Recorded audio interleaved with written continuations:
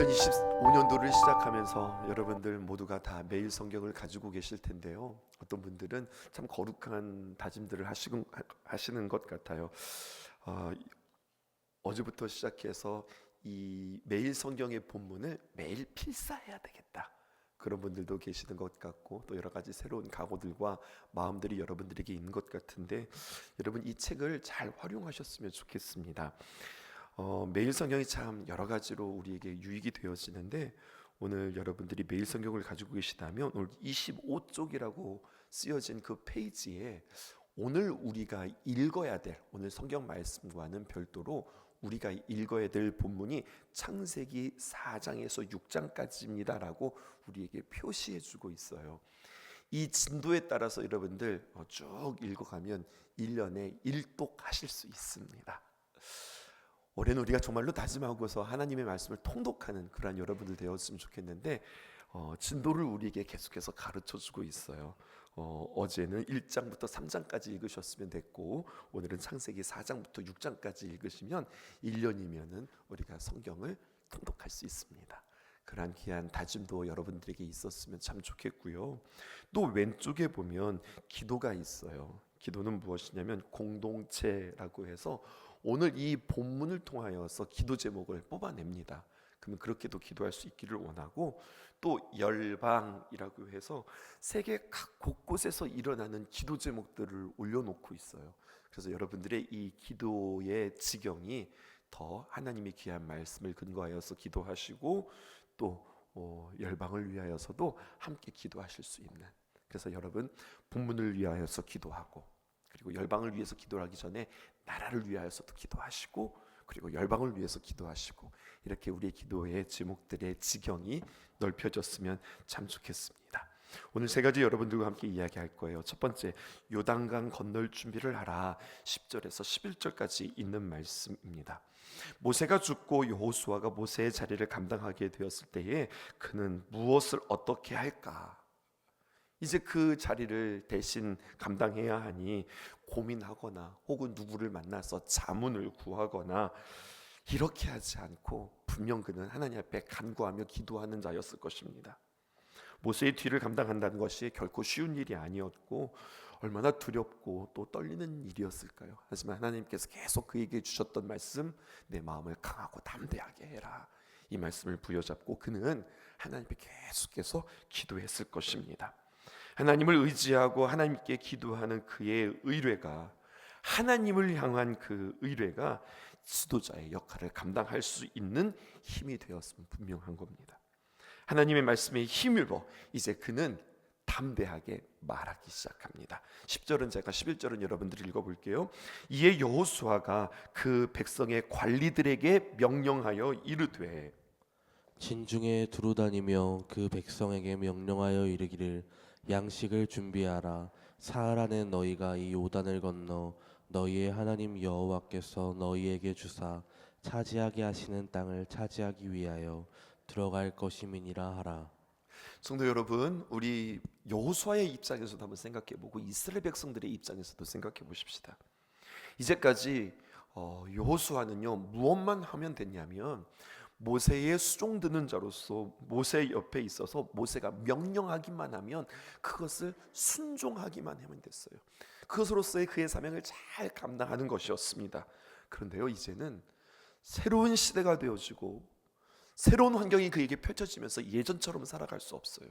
그는 모세의 말씀에 순종할 수 없게 되었습니다. 이미 모세는 죽고 없어졌습니다. 이제 그는 모세의 말을 듣고 순종하는 것이 아니라 이제는 하나님의 뜻대로, 하나님의 귀한 말씀을 들은 대로 명령해야 되는 그러한 삶을 살아가게 되어집니다. 이스라엘 백성들도 마찬가지예요. 새로운 국면에 접어듭니다. 이제까지 가나안 땅에 들어간다는 것은 무엇일까요? 야, 이제 가나안 땅을 앞에 두고 있다. 이게 무엇을 의미할까요? 광야에서의 불행 끝, 이제 행복 시작이다. 여러분, 결코 그렇지 않습니다. 그런 뜻이 아닙니다. 광야는요 아무리 둘러보아도 하나님의 도우심으로만 살아갈 수 있는 곳이에요. 하나님을 전적으로 의지하고 하나님만 바라보아야만 했던 곳입니다. 그런데 여러분, 그렇게 하나님만 바라보아야 했던 그곳에서 하나님은 그들에게 특별한 은혜들을 허락해 주셨습니다. 광야는 참 힘든 곳이었어요. 하지만 하나님의 은혜를 충만하게 경험하는 곳, 그것도 광야였습니다.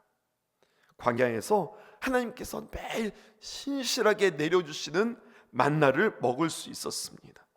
날마다 변함없이 신실하게 이슬처럼 내려주시는 그 만나, 그들은 수고하지도 아니하고 노력하지도 않고 아침이면 내려진 그 만나를 거두어서 먹기만 하면 되었습니다.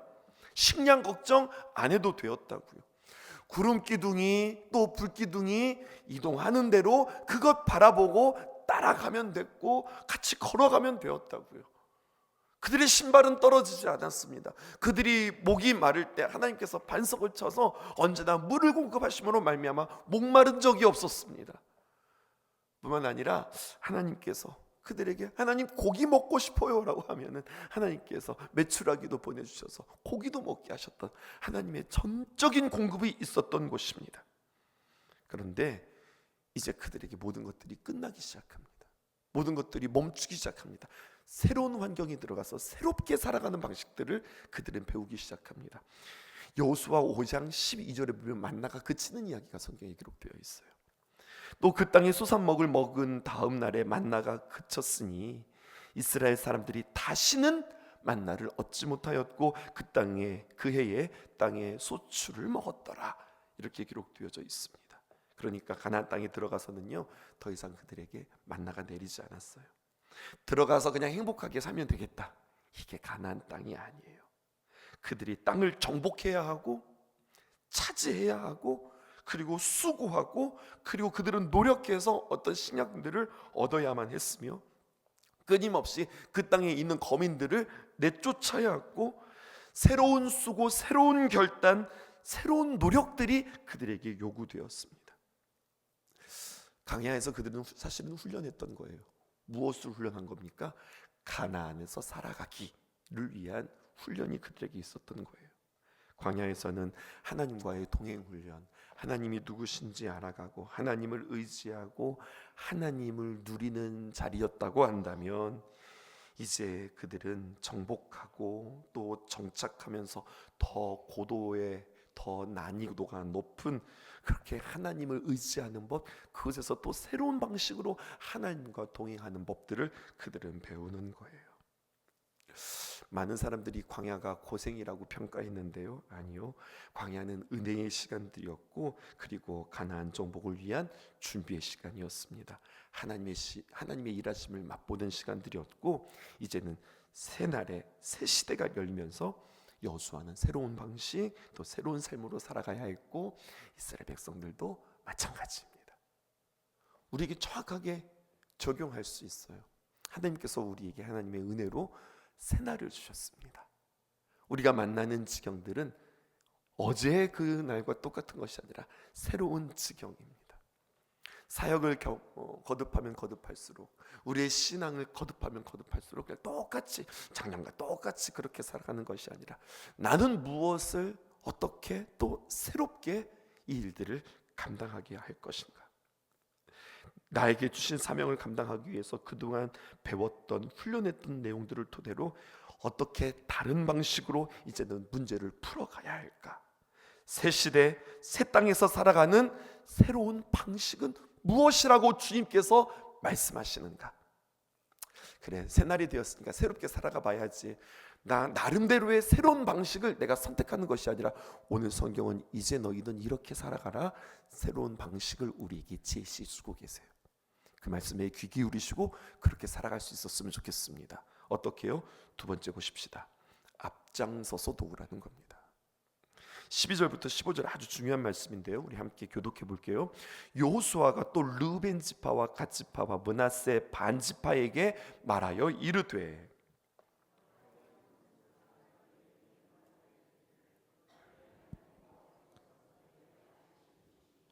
이 땅을 너희에게 주시라 하였나니 너희는 그 말을 기억하라.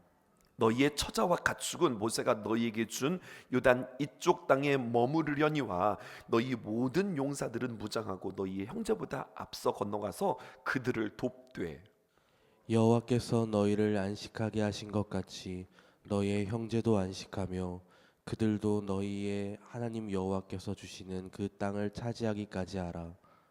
그리고 너희는 너희는 너희 너희 소유지 곧 여호와의 종 모세가 너희에게 준 요단 이쪽 해돋는 곳으로 돌아와서 그것을 차지할지니라.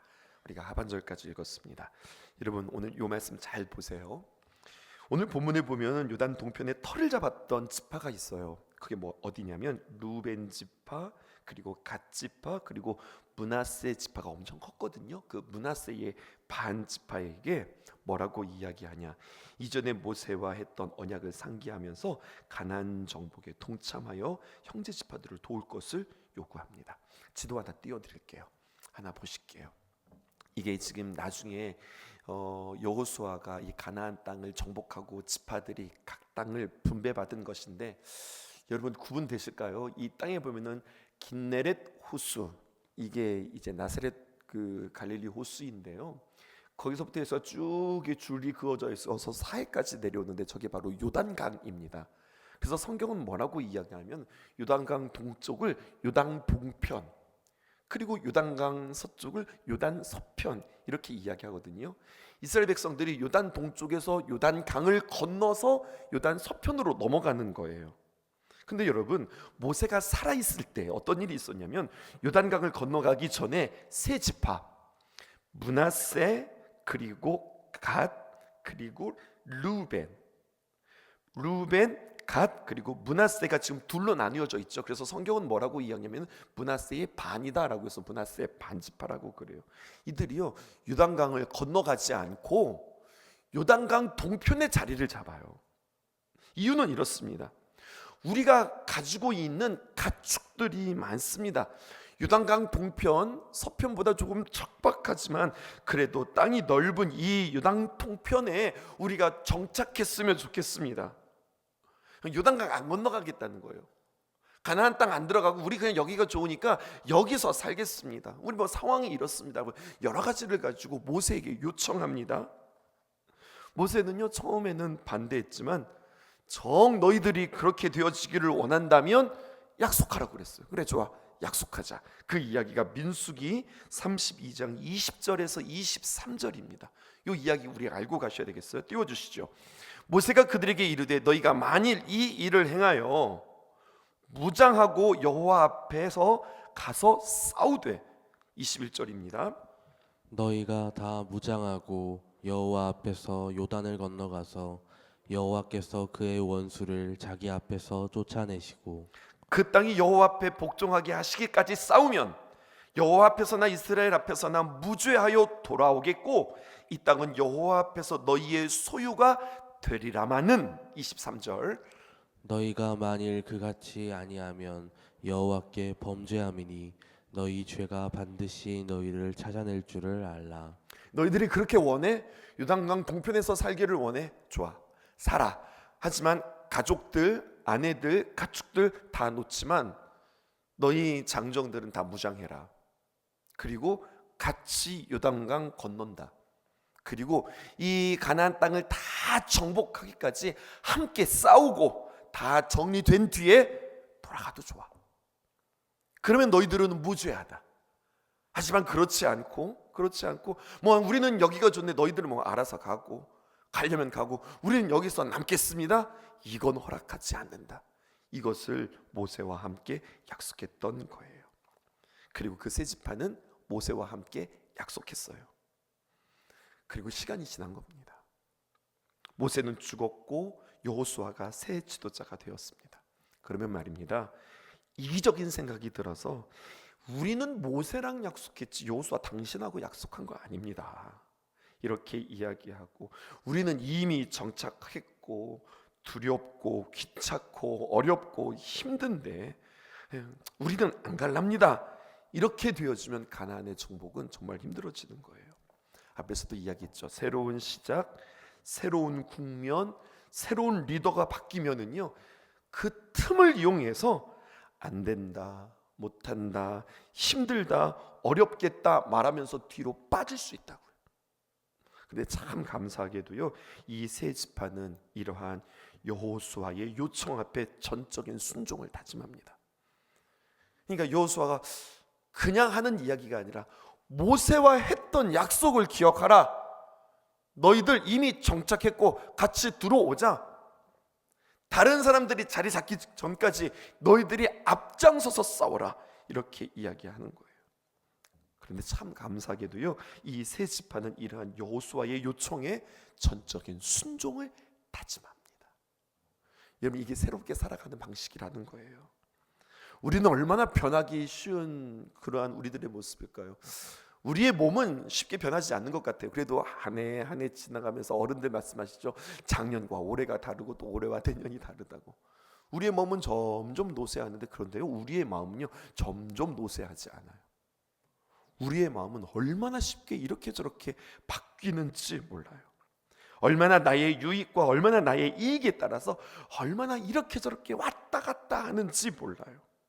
이미 자리 잡고 안식을 얻었지만 그들은 새로운 땅, 새로운 국면, 새 시대에 이렇게 결정합니다. 어떻게 결정하느냐? 나의 형제들의 안식을 위해서.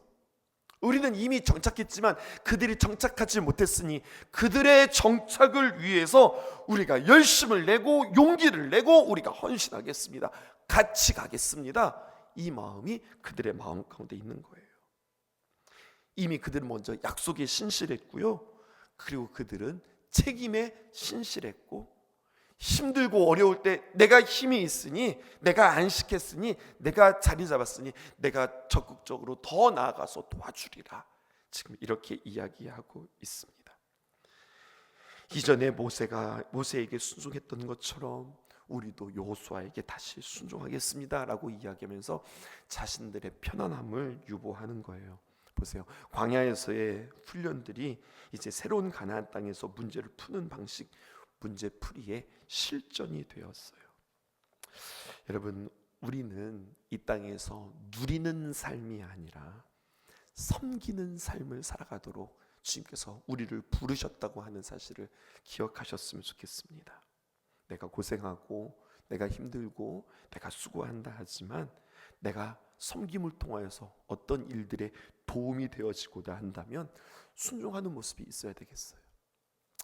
해가 바뀌니까 전 이제까지 여기까지만 하겠습니다, 이것이 아니라 해가 바뀌니 다른 사람들이 더욱더 정착하고 자리 잡기 위해서 우리는 더 수고하고 더 우리는 노력하겠습니다. 다른 사람들이 자리 잡기까지, 다른 사람들이 세워지기까지 나는 더 봉사하겠습니다. 이 마음들이 여러분들에게 있기를 주님의 이름으로 축복해요. 늘 생각합니다. 나는 하나님의 귀하게 주시는 마음으로 일을 놓아야 할 땐가, 일을 감당해야 될 땐가. 놓아야 될 것들에 대해서 여전히 붙잡고 있고요, 정말로 감당해야 될 것을 가지고서 저는 이제 여기까지입니다라고 이야기하는 것 같아요. 하나님께서 주시는 마음과 감동으로 하나님, 주님의 귀한 사명 잘 감당하기도 하고 잘 내려놓기도 하겠습니다라고 하는 주님 앞에서의 귀한 감동의 결단들이 저와 여러분들에게 있기를 주님의 이름으로 축복합니다. 오늘 본문에서 보면은요, 여호수아는 어제 본문에서는 두려워하고 떨고 무서워했던 그 여호수아의 모습인데, 오늘 본문에서 보면 이게 좀 여호수아가 맞아? 라고 할 정도로 너무나도 많이 달라있는 전혀 다른 모습을 보게 되었습니다. 일단 일을 시작함에 있어 주도 면밀합니다. 거침이 없습니다. 사흘 안에 가나안 정복을 위한 준비들을 마치도록 독려하고 있습니다. 그리고 전쟁에 대한 확신도 가지고 있습니다. 땅을 차지하게 될 것입니다 라고 강력하게 이야기하고 있습니다. 어떻게 이렇게 여호수아가 변했죠? 언제 이렇게 그의 마음 가운데 자신감이 생겼죠? 이 자신감은 누구에게 근거한 겁니까? 하나님의 약속에, 하나님께서 주시는 귀한 마음에 근거하고 있는 겁니다. 또 그렇게 하는 것이 하나님의 뜻임을 알았고, 또 하나님이 지켜주시고 함께 해주신다고 하는 여호와 하나님의 귀한 말씀이 그에게 힘이 되었어요. 동시에 이제 여호수아의 리더십이 검증되어지는 시간입니다. 세 번째, 강하고 담대하소서. 오늘 16절에서 18절에 있는 말씀입니다. 함께 또 교독하면서 읽어볼게요. 그들이 여호수아에게 대답하여 이르되 당신이 우리에게 명령하신 것은 우리가 다 행할 것이요 당신이 우리를 보내시는 곳에는 우리가 가리이다. 우리는 범사의 모사에게 순종한 것 같이 당신에게 순종하려니와 오직 당신의 하나님 여호와께서 모세와 함께 계셨던 것 같이 당신과 함께 계시기를 원하나이다. 18절 누구든지 당신의 명령을 거역하며 당신의 말씀을 순종하지 아니하는 자는 죽임을 당하리니 오직 강하고 담대하소서. 이렇게 이야기해요. 여러분, 백성들이 이렇게 이야기해 주니 얼마나 여호수아에게는 힘이 되고 또 그에게 귀한 감동이 되고 그의 자리에 얼마나 큰 용기를 얻을 수 있었을까요? 오늘 큐티 말씀의 제목이 이렇습니다. 여호수아와 백성이 주고받은 말. 여호수아는 백성들에게 도전했고요. 또 백성들은 여호수아에게 감당하겠습니다, 돕겠습니다, 말씀만 하세요, 우리가 준비하겠습니다 라고 이야기하면서 서로가 서로에게 도움이 되어지고 힘이 되어지고 용기가 되어지는 모습을 오늘 성경은 우리에게 이야기해주고 있어요. 먼저 여호수아 보세요. 하나님의 뜻이라고 무턱대고 막 일을 저지르는 자가 아니었습니다. 철저히 준비했습니다. 전쟁에 필요한 것들을 확보했고 유단 동편의 동족들의 지원을 받을 것들도 확약을 받았고 또 하나님의 뜻을 이루어지는 과정에서 성령의 은혜도 함께 해야 하겠지만 사람 편에 있어서의 지혜로운 준비와 최고의 노력도 그에게는 있었다는 거예요. 하나님의 교회를 세워가는 원리도 마찬가지입니다. 하나님의 놀라운 역사뿐만 아니라 그 안에서 내가 거룩하고 성결하게 나의 태도를 준비할 뿐만 아니라 하나님께서 주시는 귀한 마음들로 주도 면밀하게 준비하는 우리들의 모습 있어야 하겠습니다. 뿐만 아니라 여호수아를 따르는 백성들의 모습, 그들의 말이 얼마나 힘이 되어지는 말이에요. 우리가 살아가면서 오늘 이러한 귀한 고백이 우리에게 있기를 원합니다. 새 시대를 살아가는 우리의 삶의 또 다른 방식을 우리에게 제시합니다. 그것은 다른 사람들에게 힘주는 삶을 살아가면서 살아라. 너의 말로 인하여서, 너의 태도로 인하여서 다른 사람에게 힘 빼는 자가 아니라 힘 주는 자가 되어라. 그것을 위해서 하나님 앞에 기도할 수 있었으면 참 좋겠습니다. 지도자의 지도력과 또한 그것을 인정하고 믿고 따르는 이 한데 어울리는 모습을 통하여서 하나님의 나라가 아름답게 이루어짐을 보게 되어지고 있어요. 이렇듯 하나님은 두려워하는 자를 사용하지 않습니다. 무서워하고 그리고 쩔쩔 맺는 자를 통해서 하나님께서 사용하지 않습니다. 강한 자를 사용하십니다. 근데 그 강함이 어디에 있다고요? 하나님의 약속을 붙드는 자가 강하여지고 그 약속을 붙드는 자를 하나님께서 사용해 주십니다. 말씀에 붙들리면 강해지는 거예요. 약속을 기억하면 담대해지는 거예요. 성결하고 거룩한 훈련의 삶이 더욱더 말씀을 붙들리는 삶을 살아가게 하는 거예요. 이 원리들을 잘 기억하셨으면 좋겠습니다. 말씀이 나를 강하게 한다. 말씀의 약속이 나를 담대하게 한다. 근데 하나님의 귀한 약속을 붙들 수 있는 자, 그리고 하나님의 귀한 약속을 의지할 수 있는 자는 거룩과 성결로 주님 앞에 서는 자다. 그리고 그 이야기가 이제 뒤편에 계속해서 이어집니다. 이것을 통하여서 하나님, 새 시대를 살아가는 나의 삶의 방식과 나의 말이 주님 앞에서 새롭게 되게 하옵소서 기도하는 저 여러분들에게 주님으로 축복합니다.